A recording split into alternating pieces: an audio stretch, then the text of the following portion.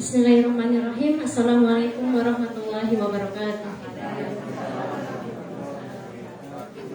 Innal hamdalillah nahmaduhu wa nastaghfiruhu wa na'udzu billahi min syururi anfusina wa min sayyiati a'malina. May yahdihillahu fala mudilla lahu wa man yudlilhu fala hadiya lahu. Asyhadu an la ilaha illallah wa asyhadu anna Muhammadan abduhu wa rasuluh la nabiyya ba'dah. Yang pertama-tama marilah kita panjatkan puja dan puji syukur kehadirat Allah Subhanahu wa taala yang telah melimpahkan rahmat, taufik dan hidayahnya kepada kita semua sehingga kita bisa berkumpul dalam manasik pada kesempatan kali ini dalam keadaan sehat walafiat. Yang kedua, salawat serta salam mari kita curahkan kepada junjungan kita Nabi Agung Muhammad SAW, yang mana kita nantikan syafaatnya di hari akhir kelak.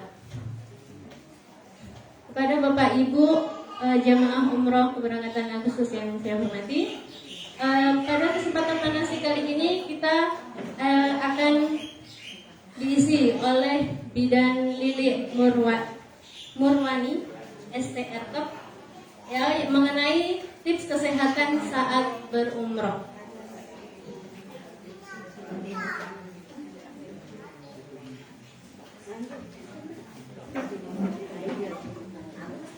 Ya, Bidan Lili Murwani STR ya, lahir pada tanggal 13 Juli tahun 1971. Kediaman atau rumahnya di Ketaron RT 3 RW 8 Taman Agung Muntilan. Kemudian riwayat pendidikan beliau SD Cokran 1 tahun 1983, SMP Negeri 1 Muntilan tahun 1986, kemudian SPK Depkes Magelang tahun 1989, D3 Kebidanan pada tahun 2005, S1 Kebidanan pada tahun 2020. Kemudian pendidikan profesi bidan pada tahun 2022.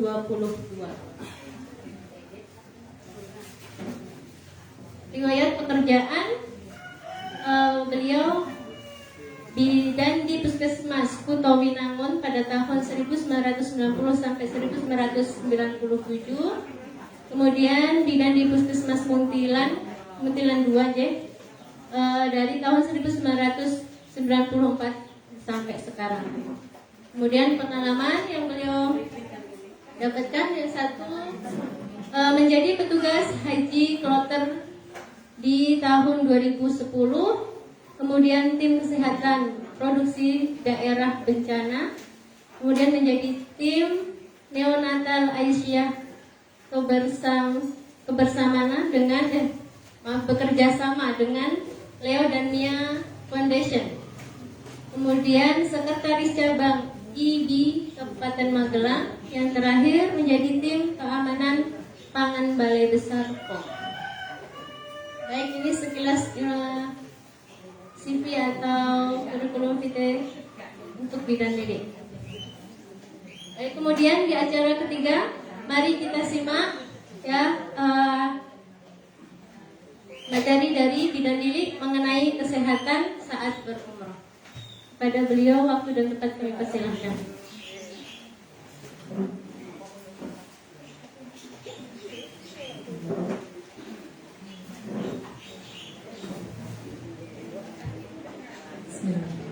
Assalamualaikum warahmatullahi wabarakatuh.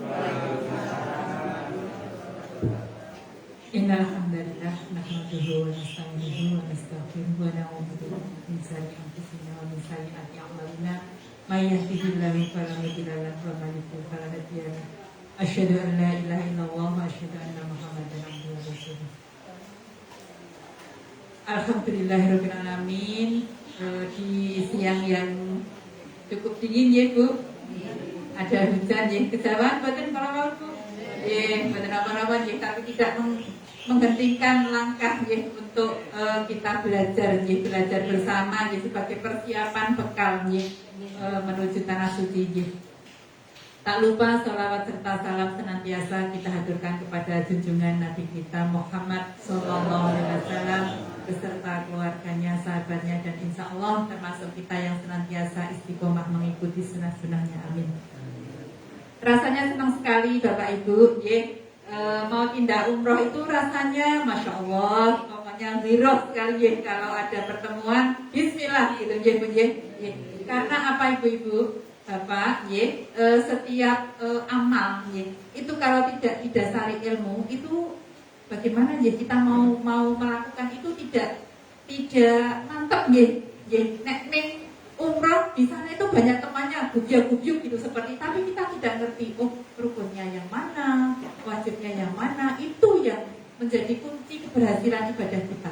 Makanya benar-benar secara ilmu nanti sudah dipersiapkan oleh teman-teman yang di sini dalam nanti mempersiapkan ibadahnya, bagaimana tata caranya, bagaimana di sana itu. Kemudian saya sebagai praktisi kesehatan, saya akan berikan bekal pada ibu-ibu, bapak ibu semua di bidang kesehatan. Karena apa? Sebuah ibadah itu kalau tidak dilandasi dengan kesehatan nonsen Bu. Di sana kita sudah merencanakan jauh-jauh hari ini. Umroh itu kan tidak gampang. Kemarin 2 tahun kita nggak bisa tindak tuh Bu, tertunda Nah setelah kita sekarang dapat kesempatan, alhamdulillah benar-benar harus disiapkan. Karena apa? Kunci di sana itu adalah sehat. Karena kalau sehat itu misalnya kita capek secapek apapun, insya Allah kita dengan hanya tidur sebentar, makan yang banyak, insya Allah sehat lagi. Tapi kalau sudah nggak sehat, itu nggak arti dure di hotel bintang pinter Bu, bintang 7 sampai puyeng sampai makannya apapun di sana nggak ada yang enak. Tapi kalau kita sudah sehat dulu, insya Allah makan apapun, betul bisa dicacat Karena yang namanya makan enak itu ya makan di rumah, Tapi nek makan di negeri orang itu ya sudah, pokoknya Bismillah. Ini kalori untuk saya, ini bekal sehat saya. Seperti itu aja, Bu. Soal rasa itu sebenarnya hanya di lidah, Nek sudah sampai perut itu semuanya campur, betul nonton rasanya. Nah makanya Bapak Ibu, kalau di sana nanti penjenengan diparingi apapun, ditaosi apapun, Bismillah, iki dadi obat sehat Bu. Ngaten mawon, sepakat itu pokoknya tidak boleh milih-milih iki ora enak, aku ora doyan seperti itu. Bismillah aja. Apa lagi kok panganan aneh-aneh aku tak nyoba. Bismillah iki mesti enak, mesti sehat. Begitu, Bapak Ibu? Setuju Dan untuk minum jangan lupa Bu, Bapak, di sana itu karena kita sudah lansia, pralansia ada yang masih muda, mungkin sudah 40-an lebih. Nah, ini minum itu sangat penting walaupun kita di sana itu kok bola-balik kamar mandi enggak apa-apa. Tapi kalau kita sampai kurang minum, biasanya kita itu cepat sakit. Dari pengalaman saya itu saya haji dengan suami itu tahun 2008 Kemudian saya itu mantan banget Pak, berdoa di multazam. Jadi nanti Bapak Ibu pergunakan kesempatan kalau di sana itu berdoalah di tempat-tempat yang istijabah, yang mustajab. Insya Allah pasti dikabulkan. Entah nanti terkabulnya itu berapa tahun kan itu rahasianya Allah Tapi pasti semua doa yang di sana pasti dikabulkan. Saya berdoa ya Allah, saya pengen nanti melayani jamaah haji seperti itu karena saya pada waktu jamaah itu ya dilayani dengan baik seperti itu Aku pengen mengabdikan diri saya menjadi petugas pelayan haji seperti itu. Alhamdulillah 2 tahun berikutnya saya dipanggil Bu, dipanggil menjadi petugas haji kloter. Nah kemudian ketika saya haji itu menjadi petugas haji itu kan saya di sana sendiri dan tidak bisa maksimal untuk beribadah karena kita digaji untuk melayani kan, jadi kita tidak bisa seenaknya beribadah di sana. Nah, bedanya dengan jamaah mandiri dengan kita yang menjadi pelayan haji itu kan beda. Tetap kita bisa melaksanakan kewajibannya tapi tidak bisa maksimal. Nah, saya berdoa lagi, ya Allah, saya kepingin suatu saat saya berdoa di hadapan Ka'bah ini ditemani suami dan anak-anak saya. Ternyata Allah 8 tahun kemudian istighfar doa saya, mengabulkan doa saya sehingga kemarin sebelum corona itu kami berempat Bu, dari saya, suami sama kedua anak saya bisa berangkat. Ya, alhamdulillah anak saya waktu itu masih di semester sebenarnya itu hampir KKN ya, tapi tidak apa-apa, sudah KKN-nya ditinggal. Ini sekarang pokoknya fokus haji. Alhamdulillah setelah haji kok malah corona ya. Alhamdulillah itu berarti kesempatan untuk kami ya. Kalau seandainya waktu itu saya menunda ya, kan berarti nanti mundur lagi. Nah makanya Bapak Ibu, kalau panggilan Allah sudah datang, jangan bilang aku ini pengen sawah, pengen ini. Tidak usah, itu godaan ya. Mantap saja ya. Pokoknya kesempatan ada, ambil ya, berangkat ya. Karena yang namanya haji umroh itu di sana tidak ada duanya. Di sini nggak kebayang, ya Allah ini 30 itu apa 30 walu apa berapa 30 mungkin ya. Nah di sana itu kecil, murah tenang ternyata. Murah sepadan karo kenyamanan hati yang saya didapatkan di sana gitu. Benar-benar kita mendapatkan kepuasan semuanya gitu. Jadi duit 30 juta kecil gitu. Bener sampai di sana itu kayaknya ramah regane gitu. Tapi kayaknya di sini tuh ya Allah, kumpul nanti sepeser tak kumpul seperti itu ya kayaknya lama. Tapi di sana masya Allah nikmat itu terbayar lunas betul Bapak Ibu. Ya, jadi benar ya Bu, besok ucapan saya dibuktikan di sana. Ya, insya Allah dan rasanya kita hanya kepingin dan kepingin. Ya. Nah, tapi harus sehat dulu ya. Nah, makanya kita lanjut ke materi dulu ya. Ya. Nah, sebelum kita berangkat ya Bapak Ibu, kita harus mempersiapkan kesehatan kita. Yeah. Nah, memang kita harus persiapan di semuanya gitu, ya. Di samping kita juga harus punya duit ya, karena kemampuan itu ya sehat dulu. Ya. Kalau sehat kita enteng Bu, dalam arti kita mempersiapkan apa-apa walaupun capek, walaupun repotnya kayak apa kita senang. Ya. Jadi semuanya harus dipersiapkan. Nah, ini Bapak Ibu suasana di sana ya, apalagi kalau umroh itu barusan dibuka, masya Allah ya. Ini ngumpul ibadah haji. Ya. Ini gambar yang waktu itu saya ambil pas saya haji. Ya. Seperti itu Bu. Dan saya juga tidak menyangka berada di tengah-tengah seperti ini. Kayaknya itu kalau lihat TV, masya Allah, lah kepiye kuwi nggih, ternyata kalau kita sudah berada di tengah-tengah seperti ini tidak terasa apa-apa Bu. Nggih, walaupun panas, walaupun desel-deselan, keringetnya orang itu kayaknya juga tidak bau deh. Ya, kayaknya ya wis teko nyaman aja lah. Kita di sini misalnya kita bersentuhan dengan orang yang riwe-riwe seperti itu kan fisik ya.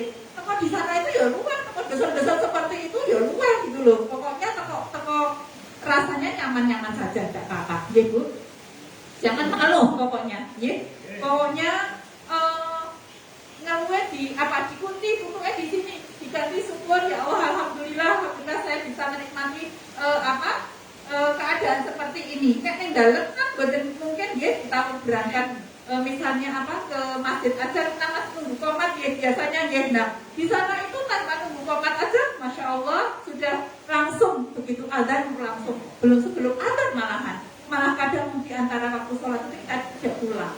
Ya. Jadi tapi harus kalau misalnya Bapak Ibu mau terus seperti itu harus perhatikan juga kesehatan ya Bu. Ya, jadi kalau misalnya nanti di sana itu kan AC-nya di Masjidil Haram itu besar banget ya Bu. Nah nanti Ibu milih yang kira-kira tidak langsung bersentuhan dengan AC, ya. Karena namanya dingin ya. Terutama nek sepuh-sepuh nggih. Nek wis kene iki adem, kiri ngoten iku lak mesti terus yo mbuh ning padaran kembung, mbuh piye nggih to, Bu. Jadi kan kita harus beribadah itu harus berstrategi, nggih. Jadi pilih yang kira-kira itu angin itu tidak langsung mengenai badan kita, nggih. Nggih. Kalau misalnya angin ini langsung nggih, kita harus persiapan pakai jaket kayak apa nggih, seperti itu. Jadi pakaiannya harus ada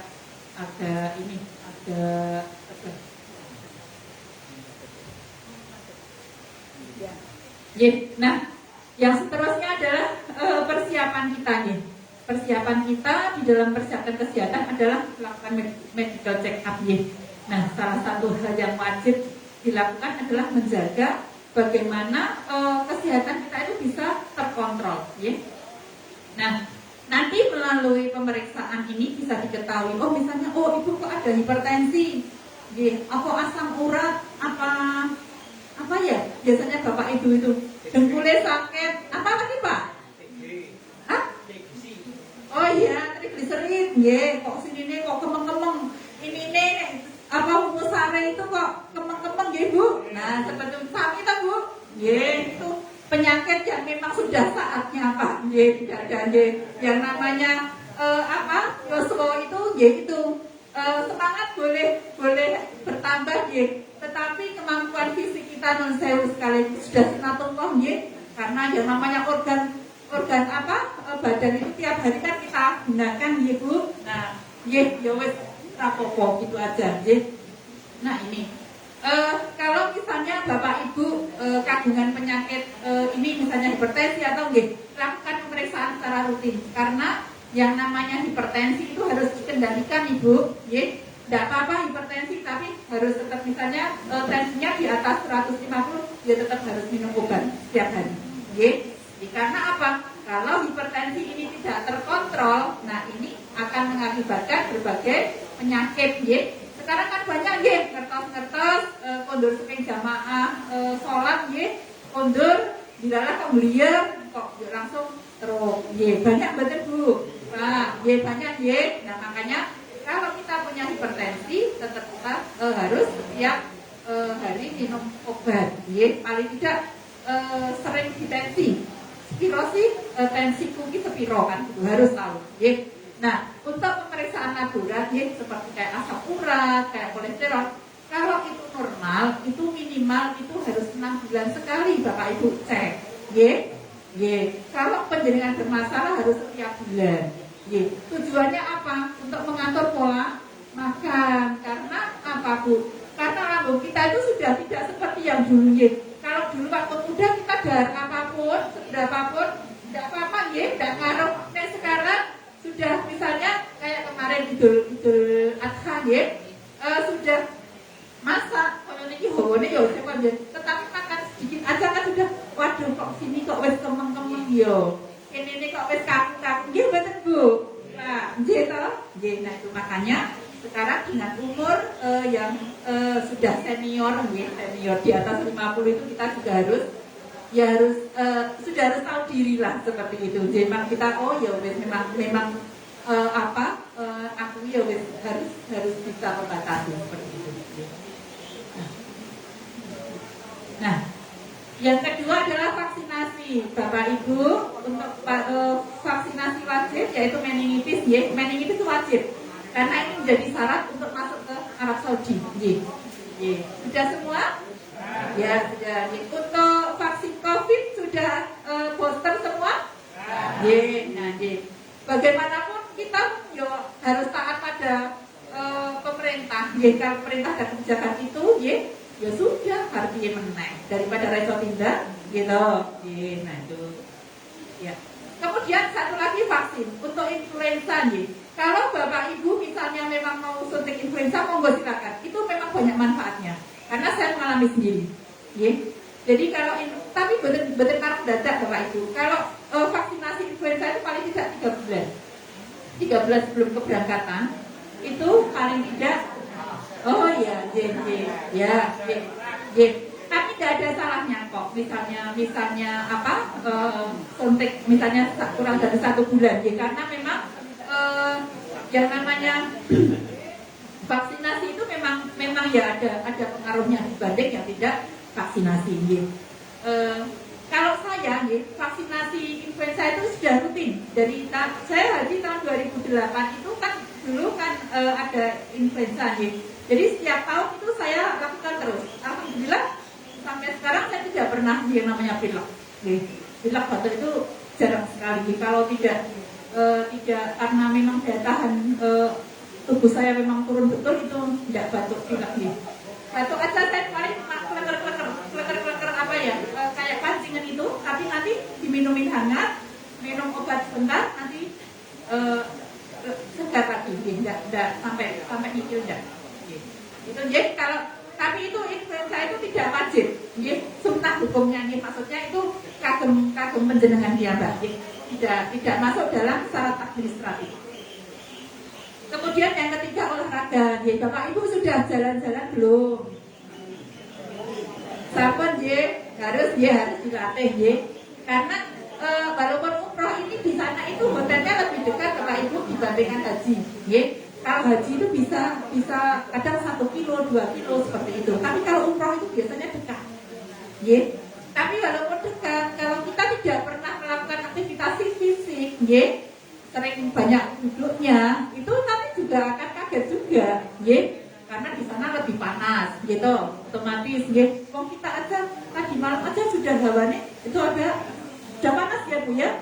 Baru berapa? Kalau di Mekah dengan seperti itu kita masih enak banget gitu loh. Tapi di sini misalnya suhunya 30 aja kita sudah Masya Allah keringatnya. Kalau di sana enggak pengaruh. Kalau di Mekah itu di luar panas Bu, tapi kalau di dalam dingin banget. Kan apa? AC. Ya di kamar hotel itu ya AC.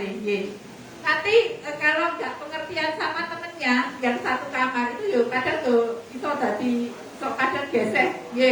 Yang satu dingin pengen AC, nah yang satu aku betah AC.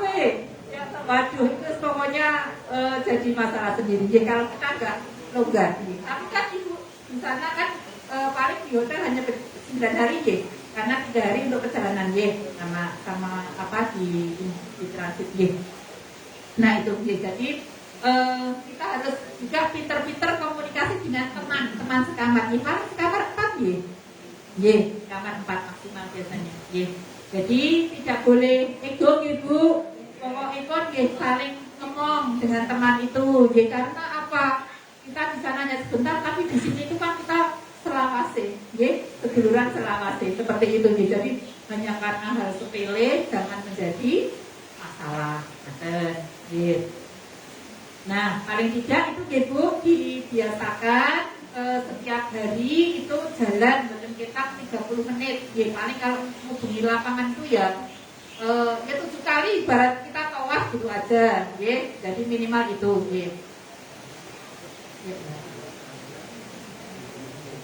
Nah, kemudian yang keempat persiapan obat-obatan umum dan pribadi. Perlu diketahui Bapak Ibu, kalau jamaah umroh itu tidak seperti jamaah haji. Kalau jamaah haji itu semua kebutuhan itu sudah di backup oleh petugas kloter. Jadi semua ada petugasnya. Petugas haji yang di pesawat ya tetap kita melayani, di hotel dia melayani gitu loh. Tapi kalau umroh beda Bu. Jadi umroh itu nanti Bapak Ibu harapannya tetap mandiri. Jadi Ibu, Bapak kalau misalnya jenengan biasanya masuk angin itu nunjuke antangin, ya sudah bawa antangin. Misalnya soalnya batuk pilek bawa komeng gitu ya sudah bawa itu. Pokoknya bawa obat-obatan sesuai yang Bapak Ibu sering konsumsi. Kalau Bapak Ibu memang sudah mempunyai penyakit dan menjadi pasiennya dokter, ya monggo sebelum penjenengan tindak konsultasi dengan dokter bahwa Pak Dokter, Bu Dokter, saya mau berangkat umroh, saya nyuwun terus syarat obat misalnya seperti itu nanti kok saja. Karena kalau di sana sakit, Masya Allah Bapak Ibu, harga obat di sana luar biasa. Benar Bapak Ibu. Kalau kita misalnya batuk, di sana tidak ada komik saset. Itu harganya berapa ya? Sekitar 6 real atau berapa ya? 6 real itu kalau dihitung-hitung ya mana-mana banget gitu loh. Kayak gitu. Jadi penting Bapak Ibu diserapi obat yang dipakai di sana. Vitamin jangan lupa, vitamin C. Tapi kalau Bapak Ibu yang punya sakit lambung, jangan pakai vitamin C yang tidak aman untuk lambung. Nanti konsultasi dengan dokter vitamin C yang cocok, kan tidak semua vitamin C itu cocok untuk Bapak Ibu semua. Kalau punya dikasih misalnya vitamin C yang murni itu kan malah jadi perih, nanti malah pelilit, jadi malah pusing gitu. Niatnya harus menjual vitamin, tapi malah jadi perutnya yang bermasalah gitu. Nah itu. Kemudian obat diare Bapak Ibu jangan lupa. Nek diare itu penjenengan cocoknya pakai apa, ya sudah itu disiapkan. Nggih. Kan nggak salah toh kita mempersiapkan, tapi kita berdoa ojo nganti obat kita mek gitu nggih. Nggih, nek wis duwe cekelan itu kan rasanya ayem, gitu mantep nggih. Jadi tidak ada apa-apa, kita itu mandiri bisa ngobatin sendiri, nggih. Tapi kalau apa-apa kita menggantungkan teman atau menggantungkan itu nggih, nanti kita yang repot sendiri. Karena semua teman, semua jamaah umroh itu kan niatnya ibadah, gitu. Ya kita tetap ngepeni sama teman itu tetap harus saling toleran. Tapi kan tujuan kita juga yang pertama mulai barang sana tetap ibadah kok, ya Bu, ya. Nah gitu. Jadi, nek kita bisa maksimal beribadah itu sudah karena itu tujuan kita, gitu. Tetapi kita bisa ngopeni anak-anak itu juga wajib dong, gitu. Tapi kan itu sampingan, artinya tetap kewajiban kita tetap menjaga kesehatan kita, menjaga ilmu tadi yang sudah didapatkan di sini diterapkan di sana, gitu. Supados pokoknya bisa benar-benar diterima, gitu. Karena syarat ibadah itu kan memang harus dilandasi ilmu dan dari mana sih Rasulullah kan, nek contohnya ibadah contohnya kan itu tertolak, gitu. Peristiwa kesel, ya, tapi ternyata kita tidak dapat apa-apa, ya. Malah takutnya malah jadi bid'ah, ya. Nah itu ya, Bapak Ibu mohon ya, obat gosok, minyak kayu putih, napa-napa ya, nanti di list. Ketika jenengan mau persiapan itu sama wayahe apa sama putrane, aku tolong dipakai obat-obatan sih biasanya Ibu Agung atau Bapak Agung seperti itu, ya. Jadi apa